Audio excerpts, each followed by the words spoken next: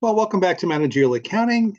This is now, we're going to review the problem part or opportunity part of exam number 2. So this was the take-home part of the exam. So there were 6 questions, each was worth 10 points. So to get full credit, you had to get the answer complete. So when you look at the exam booklet that I've given you back, you'll indicate the number of points that you earned for each question. So what I would suggest in all these things, just start with what they ask you to do. Determine the dollar amount of the janitorial department cost to be allocated to cafeteria, cutting, and assembly. They mentioned they use the assembly.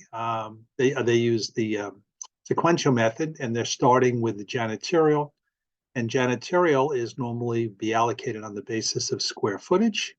So there's the different departments that'll be under the sequential method. You start with janitorial, you allocate that to cafeteria, cutting, and assembly. And then when you get done with the janitorial, that's allocated those costs, then you're going to allocate the costs of the cafeteria, which is the remaining support group, to both cutting and assembly. But they didn't have to go that far in the problem. All we need to do is to allocate the janitorial costs. So the cafeteria, you got 20,000, the cutting, you've got 4,000, and this one you got 16,000. So you add up, this is your denominator, 20,000 plus 4,000 plus 16,000. And your numerator is the number of square feet from that particular department. So that's how you get 50% for the for cafeteria. That's how you get 10% for the cutting, and that's how you get 40% for the assembly. So your cost allocation of the $200,000 that you have to allocate there would be, or 150,000 rather, that you've got to allocate there. It would be 75,000, 15,000, and 60,000. Okay, so there is your total janitorial cost of 150, and you allocate by those percentages: 50, 10, and 40. All right, that was 33. 34. So here you've got to, it says that using the net realizable value method, allocate the joint cost to face cream, body lotion, and liquid soap. Rounding percentages, intermediary steps to the nearest whole percentage. So it's based on net realizable value.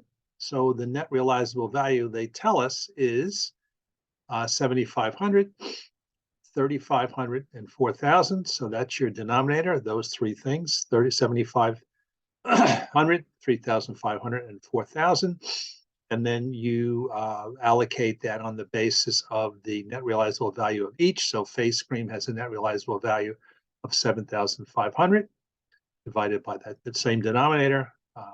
Body lotion has 3,500, and soap has 4,000.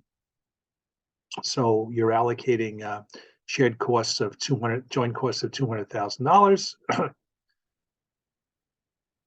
There's your 200,000 joint costs. You allocate by those percentages there, and that comes up to 100,000, 46,000, 54,000. There was no need to use a weighted average here. So they didn't say a weighted average net realizable value, just how to allocate it on the basis of net realizable value. All right, so that's 34. 35. This one had to do with break-even analysis and targeted profits. So the break-even analysis for the company as a whole. So to get the break-even for the company as a whole, you had to allocate the selling price here. 60% of your sales price is at $30. 40% of your sales price is at $70. So that gives you a unit selling price of $46. And then for the variable cost, you got a variable cost of 24 at 60%. And a variable cost of 56 at 40%. So that gives you 36.8. So your unit contribution margin is the sales price, composite sales price minus the composite variable cost. So you get a unit contribution margin of $9.20. So the break-even sales for the company overall is 202,400, which is your fixed cost, divided by your unit contribution margin. So you got to sell 22,000 units for the company as a whole. And then what is the break even for each of the, how many of units each do you have to sell? Well, that 22,000, 60% is from product S, and 40% is from product T, which gives you 13,200 and 8,800 respectively. And then they say, how many units do you have to sell to realize an operating profit of 119,600?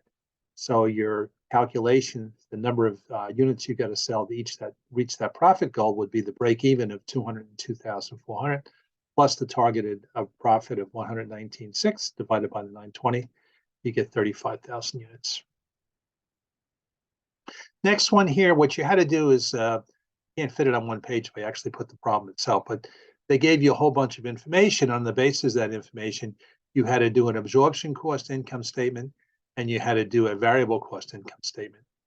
Where none of you missed the boat here is not considering the inventory. So remember, under absorption costing, you've got to consider, these were the cost of goods sold. You've got to actually, to get the cost of goods sold, it's the cost of goods manufactured minus the ending inventory. And your ending inventory, your total cost of goods manufactured was 655,000, and you divided that by 50,000 units, so 655 divided by 50, and you've got 8,000 units in ending inventory. So your ending inventory, that's where I got the 104,800. So sales minus the cost of goods sold, considering the ending inventory. There's your gross profit. There's your selling administrative expenses. There's your operating income. For the variable costing income statement, you only consider the variable cost of goods sold. So the variable cost of goods sold would be based on the variable cost of not the total cost of the manufacturing units, but the variable cost. And the variable cost, I believe, 575 divided by 50,000 would be your variable cost. And then your ending inventory is based on, it's not the total cost of production, it's just the variable cost of production. So 575 divided by 50 multiplied by 8, here you get an ending inventory of only 92,000 because you only inventory the variable cost, you don't inventory the fixed cost. So your variable cost of goods manufactured is lower than it was above. There's your manufacturing margin. Subtract out your variable selling and administrative expenses. That's your contribution margin. Then you subtract out the fixed costs of 80,000 and 10,500. So your fixed costs are both fixed manufacturing costs and fixed selling and administrative costs. So you actually end up with operating income less here under the variable costing, which will always be the case if you produce more units than you actually sell because of the impact of the ending inventory. Notice here the ending inventory was 104,800. Notice the ending inventory here is only 92,000. Right? So to get full credit there, you had to show the absorption cost income statement, and you had to show the variable cost income statement.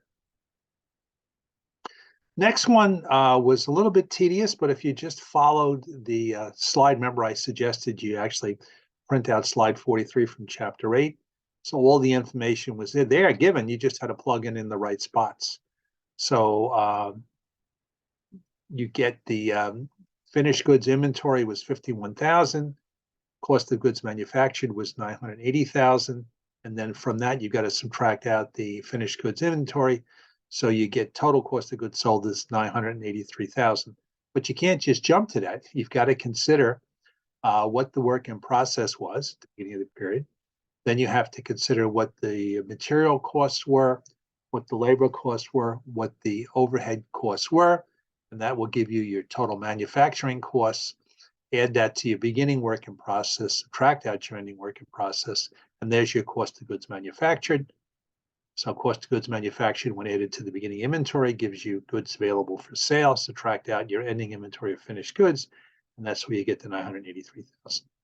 Most of you did pretty well on that. Where some of you screwed up is you didn't bother to calculate the total manufacturing costs and consider change the impact of these various inventories. So you had 3 different types of inventory. You had raw material inventory that showed up here.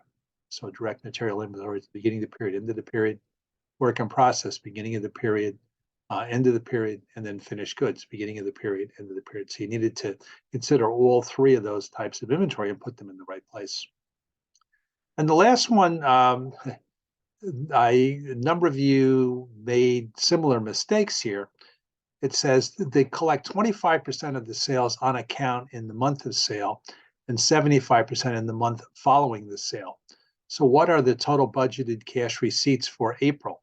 So for April, 75% of the receipts are going to be from the previous month's sale. So for the previous month would be March. So 225,000 times 75% is the 225. And then you're only going to collect 25% of the April sales. And April sales were 250. 25% of that is the 62.5. Number of you got these numbers reversed here. So it was 75% of March sales and only 25% of April sales. All right, so that's the amount to be received. So most of you did pretty well on the take-home part of the exam. So I interpreted that as good news.